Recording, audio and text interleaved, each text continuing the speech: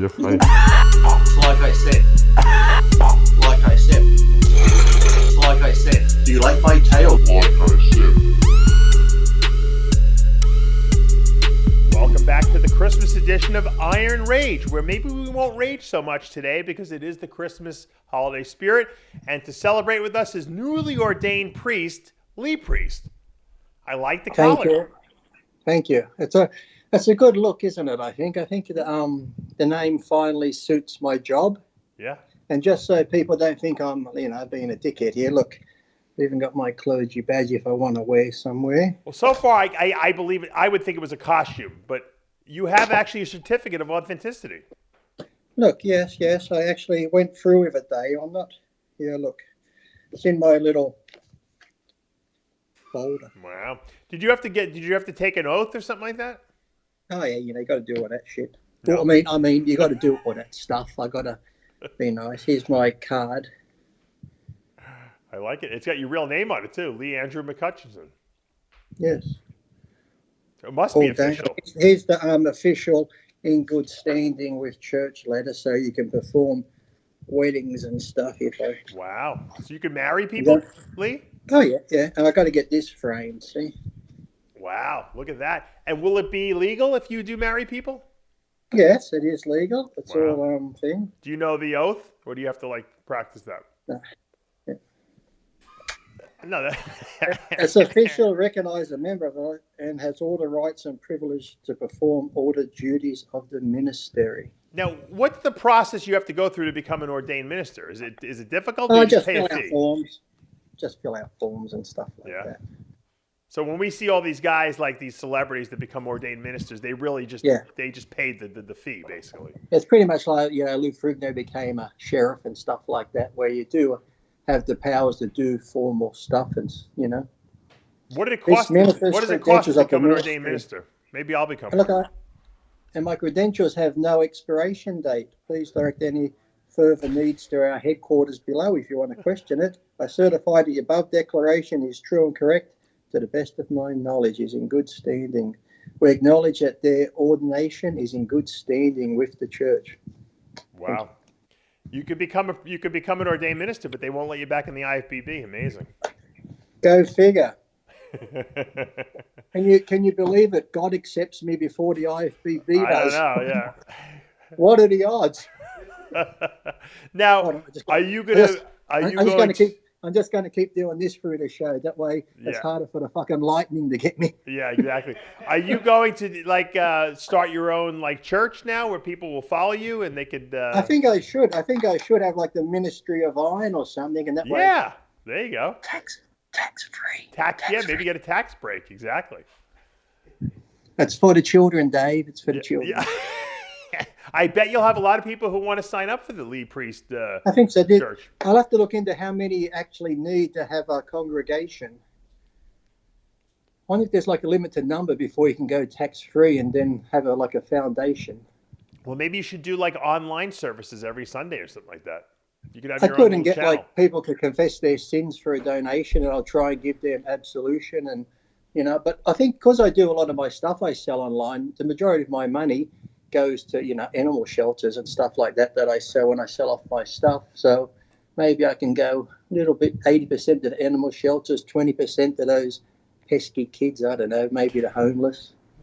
Well, I think what would be good is you could do a live stream every Sunday of your ministry speech. You can do a little service. People could tune in whatever time it would be. I don't know. You can set a time and people will go live on your Instagram and you can do your little thing. And I think so. You could have a little donation box there, where the people could donate money. They could go to my PayPal to donate, and then the money goes to the animals. And I'll ask people what would they like some of the money to go towards. I don't want to go to some charities where there's charities out there where most of the money goes towards administration fees and bullshit like that. Right. I want the money to actually go to some place where the money's going to be used to buy food for the homeless or stuff like that, not just, here we go, you give them $1 and 95% goes to the fees and the person running that charity and 5% or 1% goes to the children. So we don't want those types. So we want legit type ones that we can donate to. And, I might take verses from the Bible, but I'll put it in my terms, so the general moron. What made you The decide to general, want to the be an general ordained moron minister? like myself can, work it. Like, I've been trying to turn water to wine. I haven't got it wine yet. I've got this green liquid instead, but I'm on my way. This is Hulk wine. There you go. The I Hulk like it. drink. What made you decide to want to become an ordained minister all of a sudden? Actually, I thought about it for a while. It started off as a joke, like me. Most things like me are a joke. Yeah. But then I figured, why not, Lee? Why not? You have a higher calling in life, Lee, a higher power. And plus, you know what? It looks good. What can I say? Yeah, you do look good in the collar. I got to tell you, it does fit you. You should And I'm use those dyed it old. down now. You should use those old David Paul pictures he took of you in the priest outfit. They were good, actually, because the day we took those pictures where I was wearing the whole priest costume and I'm inside the church with the crucifix pose in front of the crucifix of Jesus behind me, but I think I look better than him. But, it's like, he's up there like this and he's like, "Oh, Father, why hast thou forsaken me?" Wait a minute, I'm Jesus. Whoa. Forget it. It's like this, they're like this at Easter. Those were great pictures. Maybe Tyler Jesus. can find them online, the David Paul pictures. Jesus. Jesus. Really? He's They like should be this, up Jesus. And he's like, he looks down. "Yes, Peter. I can see your house from up here." And look, you can only make fun of it if you have a direct connection to the Lord. He goes, That's right. "Lee," You have a direct phone he's like, line, "Look, right? Lee," he says, "Lee, I'd rather you make jokes about me than these people that go around cutting heads off and blowing people up in my name. So making a few jokes is okay." He goes, "Lee, I would have loved to eat M&Ms like you eat today, but they fall through the holes in my hands and I can't eat them." Too soon. What, too soon? Too soon after his death? Yeah, I'm yeah. sorry. It's only been 2,000 years, Lee. Relax. Okay. Tyler wants to know what the green goo is. He said it was Hulk wine, but I don't know if that's true or not. It's actually just that like diet cordial, no calories and stuff. Yeah. Lime flavor. What I really want to talk. Here, look. I dip my fingers. Oh, thank you. I've been anointed by the Lee Priest. I'll get my proper holy water for you. Now, I want to talk about Ronnie Coleman. Ronnie Coleman appeared on the Valuetainment channel with Patrick Bet-David, who interviewed him. Which, by the way, this coming week we're going to be doing an interview with him. Oh, he's God is on the line right here, right now. And Ronnie Coleman was asked a question. I want to play the clip, and then I want you to respond to it. Okay, here we go. Like the most painful, most rewarding. Is yours most painful, the loss to Jay, and most rewarding, the first to Flex? Or would you say no, it's something else? Something else. What would it be? My most painful was losing to Lee Priest. At which? Losing to Lee Priest was Ronnie Coleman's most painful moment. That's powerful right there. Well, I know. Then he said it was 5 times that year, and he was depressed 5 times. But because it's Christmas, I really don't want to push him over the edge. But that year he lost 7 times to me. But really, 7 times? Wow! Don't tell him. Yeah, it's funny because it shows you the clip from where we're in England, and in England that's when I really feel it out, and I'm standing beside him and stuff. But the funny thing was too, when people wrote to me, he goes, "Ronnie hates you. He hates you." He even said that he can lose to Jay Cutler because they're likable and stuff. I said, "Look, Ronnie likes me. Every time I see him at expos, we get on great. We joke, we laugh around. So it's not like he hates me, but I guess it was just that." And then he says too, people say, "Oh, he's saying you're small."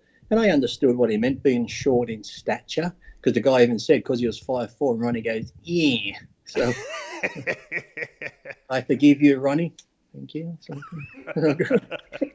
Well, but that was a great compliment to you that you got under his skin so much that you beat him. And I didn't even know. Who knew? Yeah. And the thing was too, it's like you made those nice comments, which was good. And then you had Ed Connors on your show, and you asked Ed Connors, out of all the people he's seen in Gold's Gym, and Ed's seen all of them, who was the most impressive and freakish you ever saw? And Ed sat there and goes, "Have to be Lee Priest when he come over." It's pretty much echoing the Jay Cutler comments, remembered? And And he mentioned how I turned 21 when I was living at his house. And Right. he even said, too, I used little gear because at that time I didn't have a lot of money because I was waiting for the weeder money to come through. And Ed did have to get me my supplements. And Ed said I barely got Lee anything. But, you know, I can have all these people say what small amounts I used. And I'm not going to lie wearing this because, you know, I'm in contact with the Lord. Hey, by the way, who do you want to win? Who do you want to win the Olympia this year? Next year, because God always helps them. I got a direct line That's now. right. Whoever you God want to only win helps the Olympia. winner, right, Lee?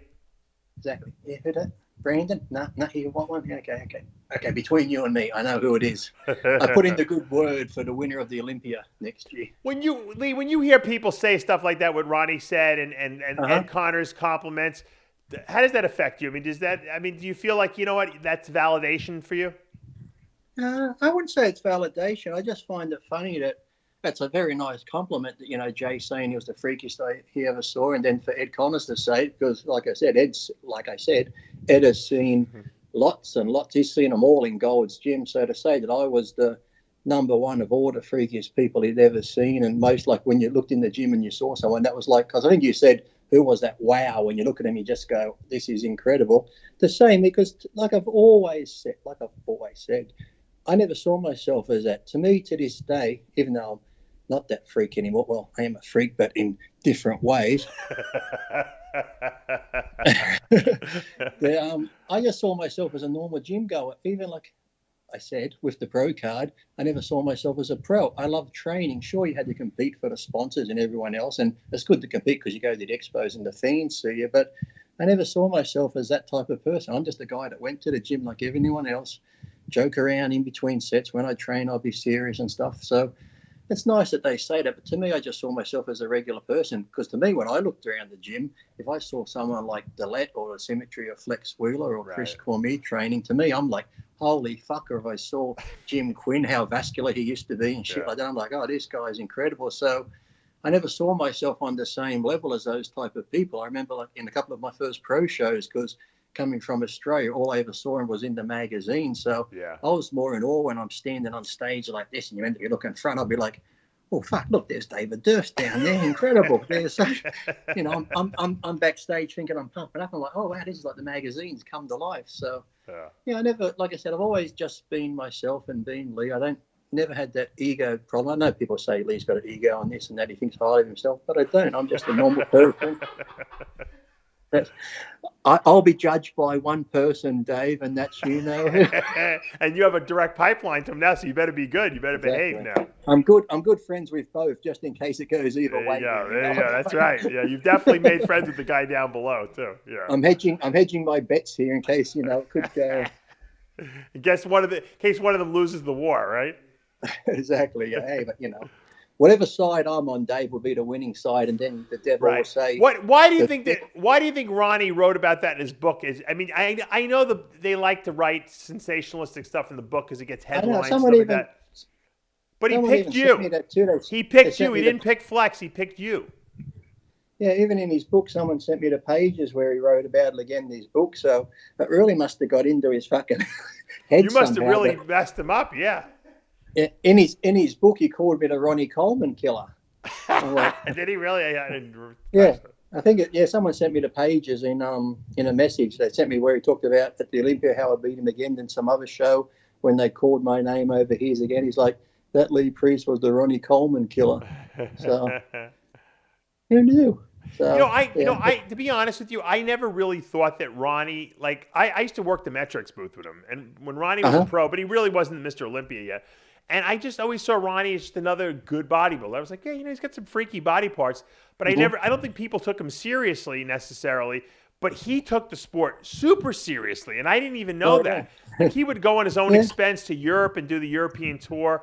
He was really all in. No one knew it because even on that European tour towards the end when he won that last show, it's like here we had like I think it's like 7 shows in 9 days, and he finally won that last one because on the European tour we just start goofing off. Me, Vince Taylor, Paul Dillette, we're going to the fucking Chinese in Helsinki, the Burger King in England, and here's Ronnie. He's got his fucking big fucking, like, I think it was a shake cup because we didn't have like Tupperware back then. and he's got fucking chicken breast rammed in there, boiled eggs from fucking 2 days old. That he's fucking eating. Maybe he got in shape because he got fucking salmonella poisoning and lost all that weight. But fucking, he's eating cleaner and cleaner and cleaner while the rest of us are just eating more shit. In the last show, he came in looking really good and won the Russian Think Pro show it was. And then Levroni gives him a fucking a couple alcoholic drinks, and it just dries him out. And that's when Kevin too was. I remember Kevin saying, "Oh, I'm happy he won," and then he was at the back of the bus crying. He couldn't fucking get over that Ronnie fucking beat him in that last show. Really? That's funny. Yeah, so he was saying that was a lot of money too, right? The Russians were giving you guys cash, weren't they? Oh yeah, it was like, I think when we went to Russia, the mafia ran it there, because this is how it started. You get off the plane. Here's all, where you go through customs, blah, blah, blah. We get met by guys in suits, and if their jacket moved, you could see little pistols down here. So straight past customs, no customs or that. Pick up your bag. We get on the bus. Now we're on the bus. The guy says, we need to go to a restaurant, blah, blah, blah. Whoever runs it is at the restaurant. Wayne D'Amelia says, oh, it'd be good if we could go to the hotel first. The guys are pretty tired. And then the Russian guy goes, no, we must go to a restaurant. Such and such is there. He goes, oh, it'd be really good if we could go to the hotel. And then the Russian turns in a deeper voice, there is no compromise. We go to a restaurant. Wayne probably shit his pants. Yeah. Wayne just went, okay, and just sat down. The way he just yelled, there is no compromise. Yeah. The Russians, they have their set ways of doing things, It was funny, yeah. So, that sort of, Wayne was very quiet from that point on. We went to the restaurant. Were you guys treated really well there? Yes, very well, very well. And that was like the last show. By that point, I didn't even really want to do it. So I put the tan. I even said the exact words to Wayne, look, it's the last show. I've been eating a lot of shit. I still looked okay. I said, look, don't even call me out. Just leave me back. He's like, okay, I won't call you out. So the whole contest, I'm thinking, great, I don't get called out. Very last call out, he calls out these two Russian guys. And I mean, back then, these two would have looked like amateur board short category guys. I mean, skinny as. He calls them out, Vladimir Vogel and Yukula, whatever. Lee Priest in the middle. You fucking asshole. I did it to you on and then purpose. when it was so over, I couldn't wait to get off stage. I ran upstairs, fucking got all my posing trunks off. I go in the shower, turn the water on and get my towel. Like, I'm going to have a fucking shower now. It's going to be great. No hot water. So it's fucking the end of the year, Christmas time. So it's like fucking winter and there's no fucking hot water. So I had this fucking freezing cold shower to try to get my tan off, but it was okay. It's like, it was a very interesting show, the Russian show. And then there was the one in Helsinki. Did they pay in cash to the prize money? I think they did there. The one in Helsinki was interesting because it was held in an ice skating ring. And what they did was they put rubber mats down on top of it, built a stage, put the flooring down. So it was still cold in there, but on stage, oh my God, they had that many lights. I mean, the rubber floor, just like a rubber flooring they put on the stage. It was that fucking hot. When you stood back here, it was hot. When you moved up to where you had to stand, it was that hot you couldn't stand still.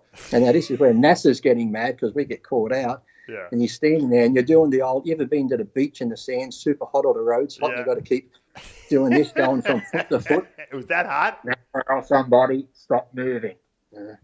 Stop moving. The stage is hot. The stage is hot. How do you stop moving? NASA, he probably was complaining. How do you expect me to stand still? So everyone had to keep moving your feet because your feet were just burning where the lights were just penetrating the rubber. You couldn't stand still. Yeah.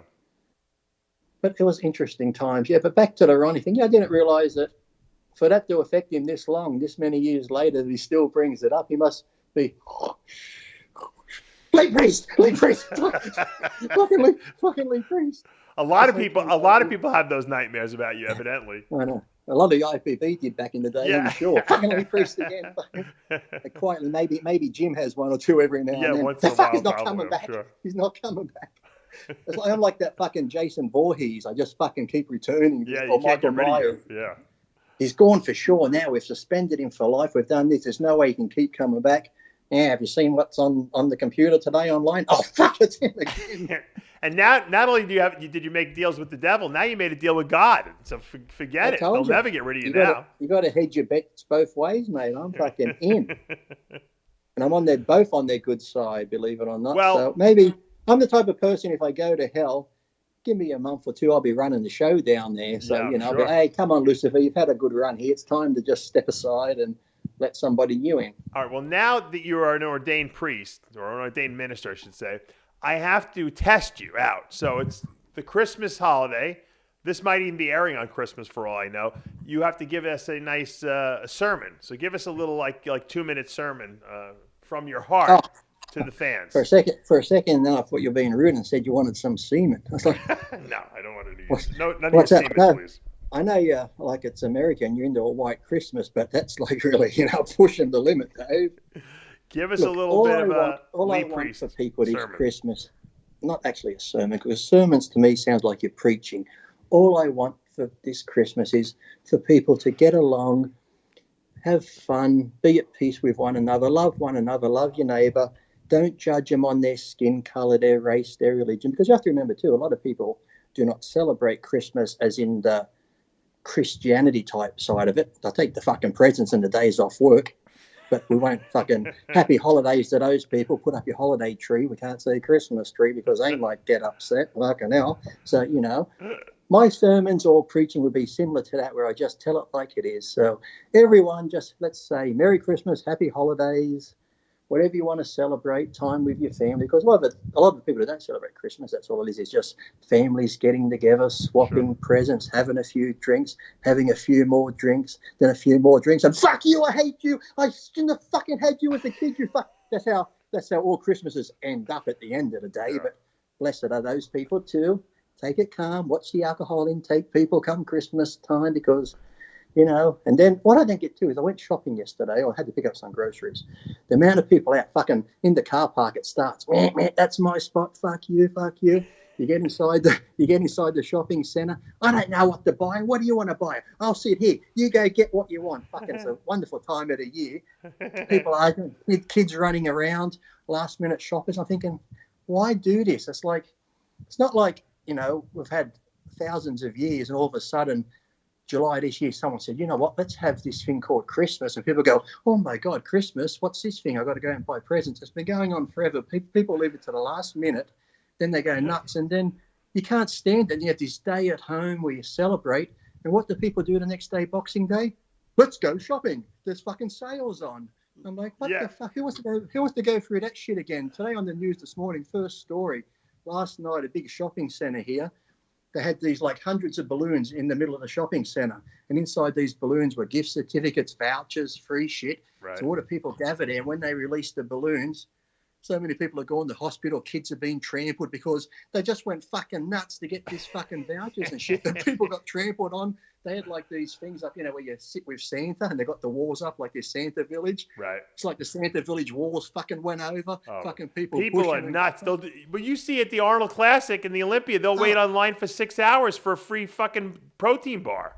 Oh, and what about how nuts they go when you throw a fucking T-shirt to the crowd? That's a fucking T-shirt. Or look at when you have those sales over there, Black Friday and shit, and they open up the fucking doors of Walmart. It's like a fucking stampede of fucking... Yeah. I don't know, fucking hippos in fucking Africa. I got the fucking TV. I got the TV. It's my TV. No, it's my TV. I got it first. 6 dead shot at Walmart fucking over TV. It's like, fucking hell. People. Jesus, God, we're watching. So even when you're at home making love, being all freaky and whacking off the pornos, we're watching. We're watching you. Santa and Lee Priest are watching you. Remember that message on this Christmas because, 2019. Look, God's been up there a long time. He gets bored, Sometimes, the whole fucking missionary fucking sex gets a bit boring. So if you're down there like me and you're doing all that freaky shit, he's going to be like, never fucking saw that before in Bethlehem. Fucking hell. You are a wise man there. Fucking hell. You fucking hell. So just remember, or if you've got those people too that have sex and they've got a photo of their mother or father on their wall and, you're banging on the couch and you look across and there's mum and dad's picture. If they're gone, they're watching. Mum might not be watching, but your dad's going, that's my fucking boy. Look at him down there. Fucking up to his nuts and guts again. Just do yourself a favor, Lee. Take the collar off before you do all that freaky stuff, No, I'm going to leave it on because then the power of Christ will be in you. I say the coming, oh, that's not really the coming of the Lord. It'll be the coming of me. But hey, what, as a disciple and worker for him, I can just pass it on to you as what we shall call it is I shall pass on my religious juice to you. From Pastor Lee Priest and myself on this Christmas holiday, Merry Christmas, everyone. See you next week. Yes, Merry Christmas.